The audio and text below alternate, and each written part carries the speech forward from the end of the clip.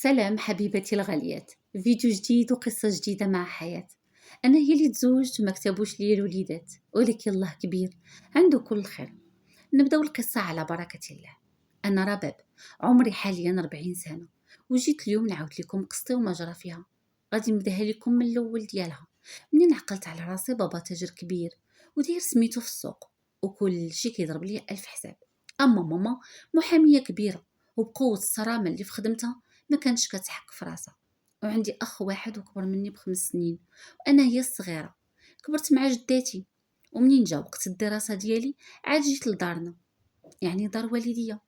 دخلوني مدرسة خصوصية، وكانت ماما دايره لينا مربيه كنعقل عليها سيده كبيره. ما كانت كدير حتى شي حاجه في الدار من غير تقابلني انا وخويا هشام. الصراحه كانت انسانه طيبه، عمرها اذتنا. بقوه التعامل الزوين ديالها كنت كنحماق عليها، وكنت كنقول لها غير الميمه. الحمد لله كنت مهديه من عند الله.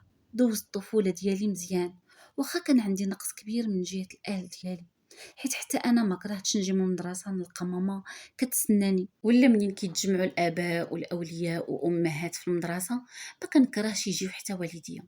ولكن كنقول ماشي مشكل، ما مسالينش. دازت ايام وشهور وحنا كنكبروا مع الوقت، وكنت كنجي من الاوائل في الدراسه ديالي، وكانت المربيه ديالي كبرات وحتى حنا كبرنا معاها، ولينا كنعتمدوا على راسنا. كنت جبت النقطه الاولى في الباك، كانت ماما دارت لي حفله كبيره وفرحوا بيا، ومن موراها مشيت لبرا نكمل قرايتي ودرت صحابات والاصدقاء. اما ماما اللي نقدر كنهضر معاهم يوميا، كان عاجبني الحال. كملت قرايتي ودرت التخصص اللي بغيت، وقريت حتى شديت الدبلوم ودوزت ستاجات. ومن موراها كنت خدمت واستقريت وقديت وريقاتي. ومن موراها رجعت لبلادي وبديت ندفع السيفي ديالي لمعظم الشركات، وكنت دغيا تقبلت حيت السيفي عندي عامر.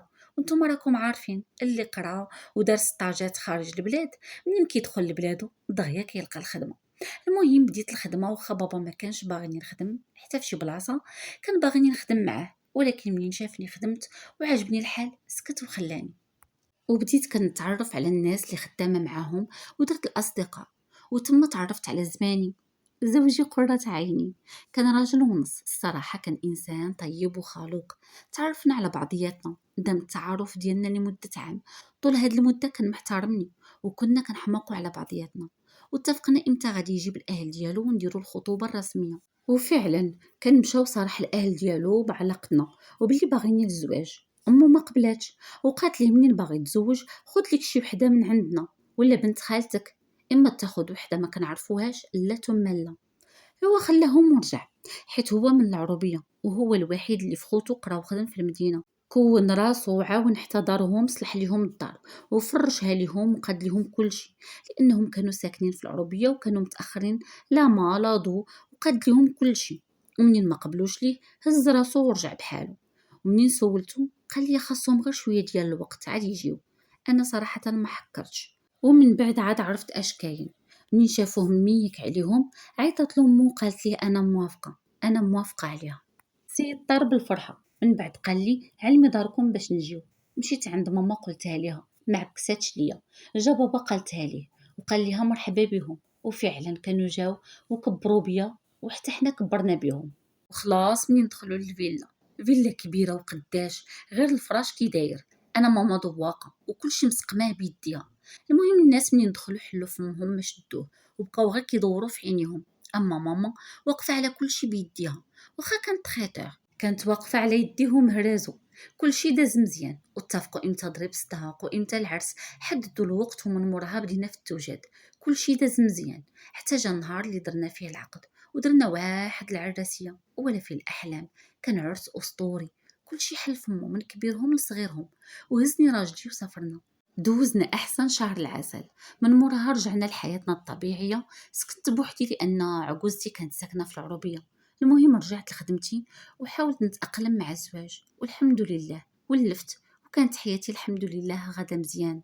وصل النهار اللي قال لي راجلي جلسي من الخدمه. في الاول ما بغيتش وما عجبنيش الحال، وبقى عليا بحلاوه لسان حتى وافقت وجلست. الصراحه عجبني الحال حيت كان ما منقص عليا حتى شي حاجه. المهم فوق ما بغيت نخرج كيخرجني. المهم مهلي فيا. دازت الايام والشهور حتى النهار اللي اتفقنا باش نولدو. ساعه ما جابش الله، وشحال جرينا من طبيب لطبيب والتحاليل. كنلقى حتى شي حاجه ما فينا، وكيقولوا لينا خاصكم غير تصبروا شويه. واخا هكاك كنت كنصبر حتى كنعيا، ونمشي عاوتاني نجري على راسي، ونمشي ندوز فين ما نسمع شي طبيب مزيان كنمشي لعندو. ولكن المشكل كنلقاو نفس الاجوبه اللي كانوا قالوا لنا الاطباء الاخرين. في التالي وكلت امر الله وقلت نصبر حتى نشوف ربي شنو غادي يدير ليا. موراها دازو شهور وسنين وما كاين حتى شي حاجه، والنتيجه هي. وعييت ومليت، وعاد الهضره هضرت مو عائلته.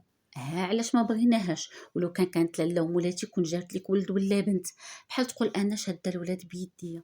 حتى لواحد النهار اللي كنت جالسه وشاده التليفون دراجلي، وجاه واحد الميساج من عند اختو كتقول ليه مازال ما فكرتيش في الزواج، وبقى تابع ليا مرتك حتى تبقى بلا ولاد. ما عجبنيش الحال، واخا زعما كلشي عارف بلي ما عندي حتى شي مشكل، وهكاك ما رحمونيش. قلت ماشي مشكل نصبر، المهم راجلي كيبغيني. وما قلت ليه والو، وحطيت التليفون في بلاصتو وقطعت الحس ونعست كأن شيئا لم يكن.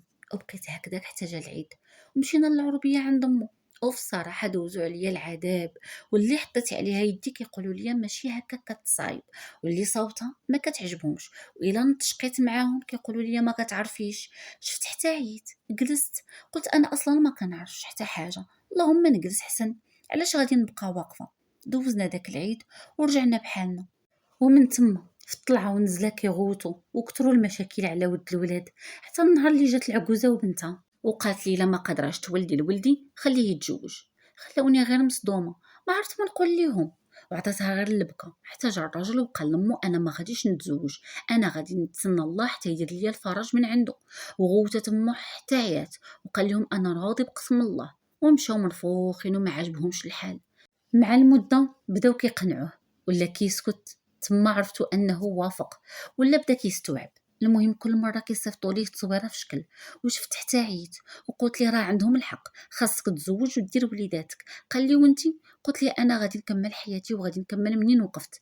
قال لي لا مستحيل. قلت لي لا ضروري، حنا دابا 6 سنين وطالعه في 7 سنين وما كاين والو، سمح لي ما غاديش نقدر نكمل. وفعلا جمعت حوايجي ومشيت بحالي. ايوا الراجل دارو بيه عائلته، وفعلا كان مشى خطب واحد البنت اللي كانوا اختاروها ليه والديه.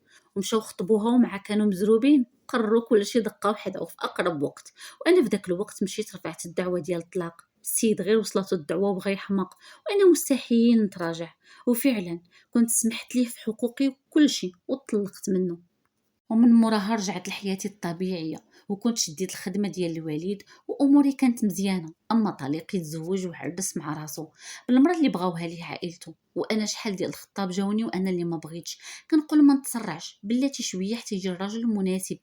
اما طليقي مازال كيتبعني وباغيني نرجع له. قلت ليه مستحيل نرجع لك، كون بغيت كون بقيت كاع ما نحتاج نطلق.